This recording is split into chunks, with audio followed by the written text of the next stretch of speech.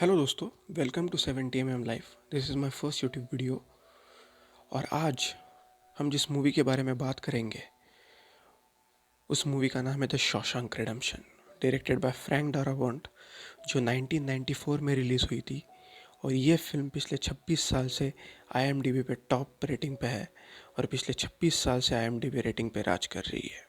Freeman ने बाद में एक इंटरव्यू में बताया कि जब ये फिल्म रिलीज़ हुई थी तो काफ़ी सारे लोग इस फिल्म के टाइटल के साथ रिलेट नहीं कर पाए। रीज़न बीइंग ये फिल्म स्टीफन किंग के नॉवेल से एडेप्टेड है और इस नॉवेल का नाम था रीटा हैवर्थ एंड शॉशैंक रिडेम्पशन। तो काफ़ी लोगों को लगा कि ये रीटा हैवर्थ का बायोपिक है, लेकिन उसके बाद जब दुनिया भर के माने हुए रिव्यूअर्स ने और क्रिटिक्स ने इस फिल्म को देखा तो लोगों को इस फिल्म की वैल्यू समझ में आई। फिल्म शुरू होती है एंडी ड्यूफ्रेन के कैरेक्टर से, जिसके ऊपर अपनी वाइफ और उसके बॉयफ्रेंड के मर्डर का चार्ज लगा हुआ है और उसे लाइफ इम्प्रिजनमेंट के लिए शॉशैंक जेल भेज दिया जाता है। Shawshank jail is the real core of the film and the atmosphere of this jail is the life I feel. This atmosphere helps you know the psyche of the prisoners. Shawshank jail में नए prisoners आ रहे हैं ऐसा सब prisoners को पता चलता है। रेड और उसके सारे दोस्त सिगरेट्स की शर्त लगाते हैं कि कौन सा नया प्रिजनर पहले रोएगा, और तभी एंडी के शॉशैंक एंट्री का सीन है। रेड उसे ऑब्जर्व करता है और उसके ऊपर शर्त लगाता है। सब नए प्रिजनर्स को जेल भेज दिया जाता है। Andy faces a lot of challenges after coming to Shawshank.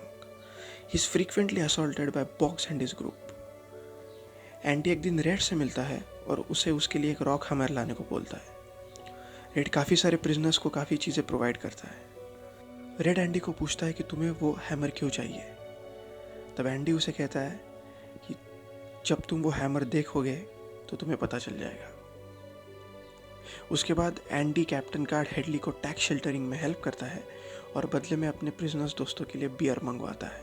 Beer drinking scene on the roof of the Shawshank is the most impactful scene I feel, where Red is narrating the incident and Andy is sitting in the corner and smiling.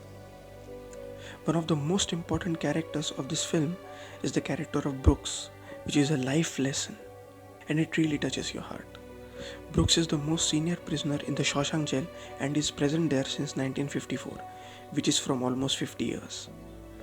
Brooks को jail से release किया जाता है और उसे रहने के लिए एक रूम और एक स्टोर में जॉब दिया जाता है। लेकिन ब्रुक्स बाहर की दुनिया में रह नहीं पाता, क्योंकि जब वो जेल में आया था तब बाहर की दुनिया काफ़ी अलग थी और जब वो जेल से छूट चुका है तो बाहर की दुनिया काफ़ी बदल गई है। वो डर और घुट कर जीने से परेशान हो चुका है और इसकी वजह से वो सुसाइड कर लेता है। वहाँ वार्डन जेल में एक नया प्रोग्राम रन करता है जहाँ प्रिजनर्स को जेल से बाहर जाके काम करना पड़ेगा और इस प्रोग्राम के ज़रिए वार्डन को काफ़ी कॉन्ट्रैक्ट मिलते हैं। वार्डन उस प्रोग्राम से काफ़ी सारे पैसे कमाता है जो कि ब्लैक मनी है, क्योंकि जेल में लेबर कॉस्ट काफ़ी सस्ती होती है। एंडी उस ब्लैक मनी को सेटल करने में वार्डन की हेल्प करता है और वो सारे पैसे रेंडल स्टीफन्स नाम के एक फेक अकाउंट में ट्रांसफ़र करता है। अब जेल में एक नया प्रिजनर आता है जिसका नाम टॉमी है, जो कि चोरी के इल्ज़ाम में जेल में आया है। टॉमी बहुत यंग है। टॉमी की दोस्ती सबसे होती है और वो एंडी के पास जाता है और उसे कहता है कि उसे उसकी हायर स्टडीज़ पूरी करनी है। एंडी उसे उसकी हायर स्टडीज़ पूरी करने में हेल्प करता है। एक बार टॉमी रेड से पूछता है कि एंडी जेल में कैसे आया, और रेड उसे कहता है कि वो अपनी वाइफ और उसके बॉयफ्रेंड के मर्डर के चार्ज में अंदर आया है। उसके बाद टॉमी रेड और एंडी को एक इंसिडेंट बताता है। जब वो दूसरे जेल में था तब उसे एक प्रिजनर मिला था जिसने चोरी करते वक्त डबल मर्डर किया था, जो कि एंडी की वाइफ और उसके बॉयफ्रेंड का मर्डर था। एंडी ये बात जाके वार्डन को बताता है, लेकिन वार्डन नहीं मानता और उसे धमकी देता है कि उसे वापस काल कोठड़ी में डाल देगा और उसे बदतर से बदतर सजा देगा। एंडी रेड को कहता है कि उसे ज़ेवाटिन्योर जाना है जो मेक्सिको के पास है और वहाँ पर जाके समुंदर किनारे रहना है। रेड उसे कहता है कि उम्मीद इंसान को पागल कर देती है।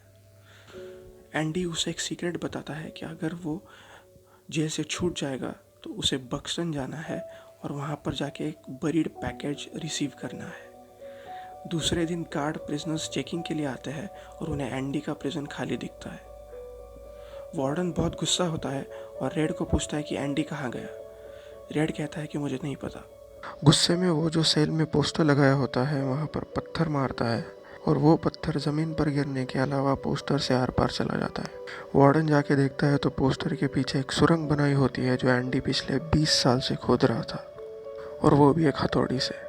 वहाँ एंडी वार्डन के करप्शन के सारे पेपर्स पुलिस अथॉरिटी को भेज देता है, और वो सारे उसके मेहनत का पैसा जो उसने वार्डन के लिए कमाया था वो किसी और एक फेक अकाउंट में डाला जाता है, और वो पैसे वो बैंक में जाके विड्रॉल किए जाते हैं। यहाँ पुलिस वार्डन को अरेस्ट करने आती है, लेकिन वार्डन उसके पहले ही खुद को गोली मार के सुसाइड कर लेता है। कुछ दिन बाद रेड जेल से छूट जाता है और उसे वही जॉब और घर में रहना पड़ता है जो ब्रुक्स को दिया गया था। रेड भी बाहर की दुनिया में रह नहीं पाता है और हर वक्त फिर से जेल में जाने के बारे में सोचता रहता है, लेकिन उसे एंडी की वो बताई हुई बात याद आती है और वो बक्सटन जाता है और उसी बताई हुई जगह पर जाके वो पैकेट रिट्रीव करता है, और उस पैकेट में कुछ पैसे होते हैं और एंडी का लेटर होता है जिसमें एंडी कहता है कि उम्मीद सबसे खूबसूरत और कीमती चीज़ होती है। रेड एंडी के बताए एड्रेस पर उसे मिलने झेवातुनी और निकल पड़ता है, और वहाँ पर पहुँचने के बाद उसे एंडी दिखता है जो कि समुंदर किनारे अपनी बोट साफ कर रहा होता है। ये फिल्म आपको हर एक एस्पेक्ट में गाइड करेगी, हर एक एस्पेक्ट में इंस्पायर करेगी। अगर आपने अभी तक हॉलीवुड की फिल्में देखना चालू नहीं किया है तो यही वो फिल्म है जिससे आपको हॉलीवुड की फिल्में देखना स्टार्ट करना है। And if you like this video, please like, share and subscribe to 70mm Life.